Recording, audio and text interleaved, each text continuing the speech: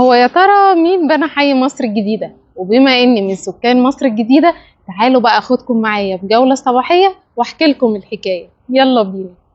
مصر الجديدة مشهورة بالمباني المميزة اللي ليها طابع فرنسي مع شرقي، اللي يخليك تفكر طول ما انت ماشي في شوارعها هو مين اللي بنى مصر الجديدة وخلاها بمعمار مميز بشكل مبانيها القديمة اللي بقالها أكتر من 100 سنة. بص يا سيدي، الحكاية ابتدت من عند رجل أعمال مهندس ومليونير بلجيكي وصاحب بنك بروكسل في بلجيكا، اسمه إدوارد لويس جوزيف مبان، اللي هو البارون مبان.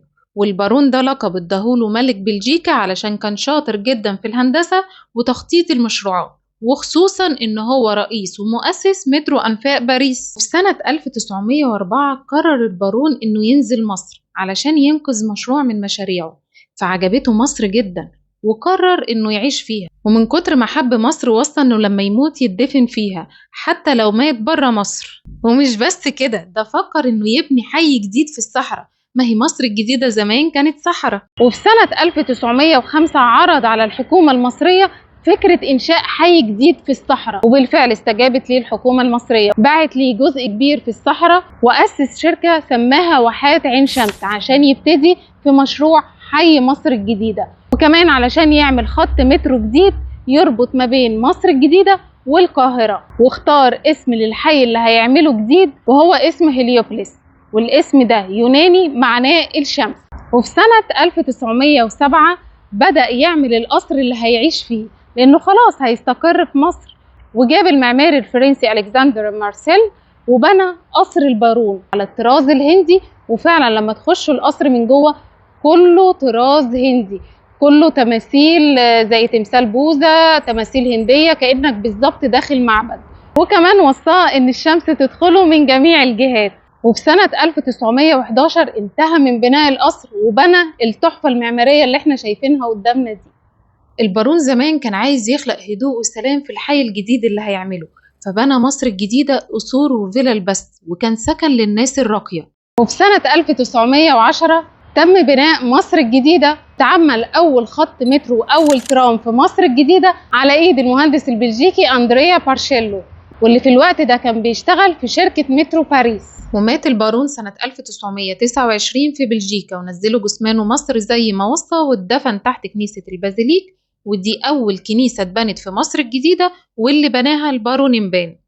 ولما ابنه كمان مات اتدفن فيها. مش مصر الجديدة فيها مجمع أديان بس صغير شوية، أي نعم مش زي مصر القديمة بمجمع الأديان بتاعها الكبير، لكن مصر الجديدة جمعت 3 ديانات، الإسلامية والمسيحية واليهودية. يلا بينا نشوف مع بعض الجامع والكنيسة والمعبد. وده أول جامع اتبنى في مصر الجديدة، جامع جمال الدين الأفغاني اللي بناه البارون مبان سنة 1911 وأهداه لسكان مصر الجديدة. وزي ما احنا شايفين مبني على الطراز الإسلامي القديم، غالبا علشان هو أول مسجد اتبنى في مصر الجديدة اتسمت المنطقة اللي حواليه بميدان الجامع. أما دي كنيسة البازيليك، أول كنيسة اتبنت في مصر الجديدة واللي أنشأها البارون مبان. هو وصى لما يموت يدفن في مصر حتى لو مات بره مصر، وفعلا هو مات في بلجيكا ونزلوا الجثمان بتاعه مصر واتدفن تحت الكنيسة، وكمان ابنه مدفون فيها. وفي شارع المسلة هنا موجود المعبد اليهودي، يلا بينا نشوفه مع بعض. المعبد موجود في مصر الجديدة في شارع المسلة، اتبنى سنة 1927 واسمه معبد بيتالي ماجار، وكان بالمعبد ملحق لملجأ مخصص لإقامة اليهود المسنين، وكان بيشرف عليه الطائفة اليهودية. لكن دلوقتي المعبد مقفول ومحدش بيدخله. كان نفسي بصراحة أدخل وأصوره لكم من جوه، بس للأسف منفعش خالص. وبما إننا في مصر الجديدة تعالى أوريكم كام عمارة كده تمثل فيهم مسلسلات بتحبوها وطلبتوها مني. يلا بينا. هنا بيت أبو العروسة، المسلسل اللي كلنا حبيناه بممثلينه وديكوراته، البيت اللي حسيت فيه بالدفى الأسري. الفيلا دي من سنة 1933 ملك للأميرة لاي حامد بيك حمدي. الأميرة لاي ده لقب عسكري لأنه كان مسؤول الحرس بمنطقة القلعة، وتوفى سنة 1952، واللي قاعد في الفيلا دلوقتي ولاده وأحفاده. ودي العمارة اللي اتصور فيها مسلسل اللعبة وآخر مسلسل على باب العمارة، مش عارفة في ناس كتير شافته ولا لأ، لكن اللي أشهرهم مسلسل اللعبة. يلا بينا نشوف المكان اللي اتصور فيه ويسو ومازو، يلا بينا.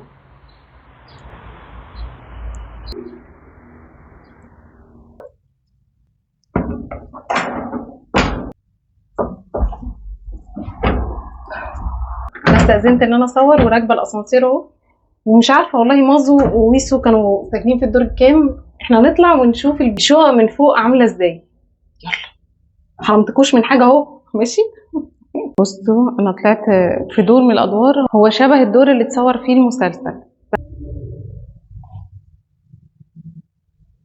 عايزه اقول لكم ان العماره كبيره جدا، شباك العماره لوحده اساسا تحس ان هو باب بيت اساسا مش شباك عماره. اما هنا العماره اللي اتصور فيها مسلسل بنت اسمها ذات، وعبده اوف كورس دي الكلمه المشهوره اللي كان بيقولها جوز ذات في المسلسل اللي هو باسم سمره. عبد المجيد اوف كورس هو ده مبدئي في الحياه. اوف كورس نوت يا حماتي، اوف كورس. على فكره انا بعشق المسلسل ده، وكل ما يجي لازم اتفرج عليه، حتى لو جه في الشهر مرتين انا لازم اتفرج عليه.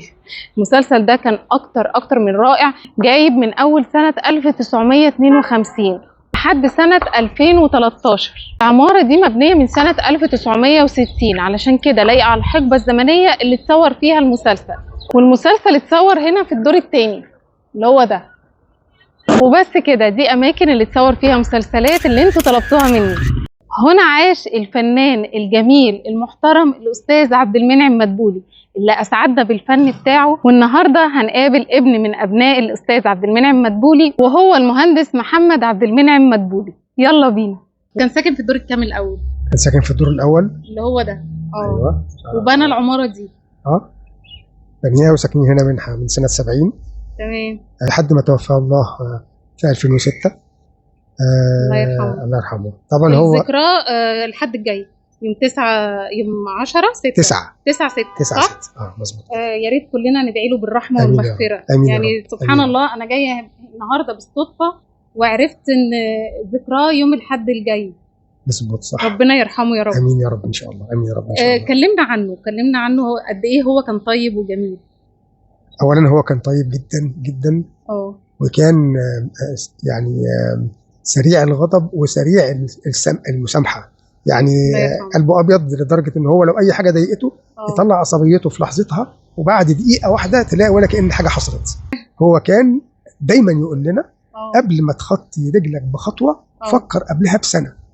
شوف انت هتحط رجلك دي فين، وما تعملش حاجه الا لما تفكر قبلها بمره واثنين وثلاثه، وتعتمد على نفسك ولا تعتمد على حد، وما تعتمدش على ان انت ابن عبد المنعم مدبولي ولا تعتمد على ان انت كذا ولا كذا. اعمل حسابك انك هتعتمد على نفسك وعلى ربنا. مش شديد؟ لا هو مش شديد، هو كان حازم. تمام. يعني ما يحبش الحال المايل. المواعيد لازم تبقى مظبوطه بنسبه 100%. يعني هو عنده ميعاد مع حد، هو ما يحبش حد ينتظره. يقول لك انا اسبق، انا اروح بدري واستنى، لكن ما حدش يستناني. مواعيد العمل بالنسبه له مقدسه. قبل الشغل لازم يبقى قاعد،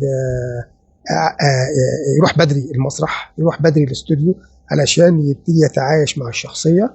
مين كان صاحبه المقرب من الممثلين؟ فؤاد المهندس. فؤاد المهندس طبعا. ما شاء الله. كان على طول بيزوره او كانوا بيزوروا وعلى الاقل كل يوم في مكالمات تليفونيه. فهم الاثنين جمال ودمهم خفيف ويتحبوا الاثنين. الله يرحمهم. الله يرحمه. طيب انا سمعت ان الحديقه دي متسميه باسمه، مظبوط؟ ده اقتراح كان من الجيران. ان هي يطلق عليها حديقه عبد المنعم مدبولي. لان هو كان هو وجار زميل هنا عزيز الاستاذ سمير حمدي. هم اول اثنين بداوا في مشروع الحديقه دي سنه مثلا 87 او 88. الناس كلها بتحبها والناس كلها صيناها. لا جميله الحمد لله. الحمد لله من احلى الحدائق اللي انا شفتها في المنطقه هنا. على فكره انا واستاذ عبد المنعم مدبولي واستاذ محمد جيران، انا ساكنه بعديهم بكام شارع، فدي حاجه تسعدني جدا جدا جدا بجد. شكرا لحضرتك جدا. وانا بجد سعيده ان انا اتعرفت على حضرتك. وبس كده وبكده يكون عرفنا حكايه حي مصر الجديده ومين اللي بناه. اتمنى يكون عجبكم الفيديو. لو عجبكم الفيديو ما تنسوش تعملوا لايك وفولو وشير عشان غيركم يستفاد، واستنوني في الفيديو الجاي. انا ياسمين الجلاد. باي باي.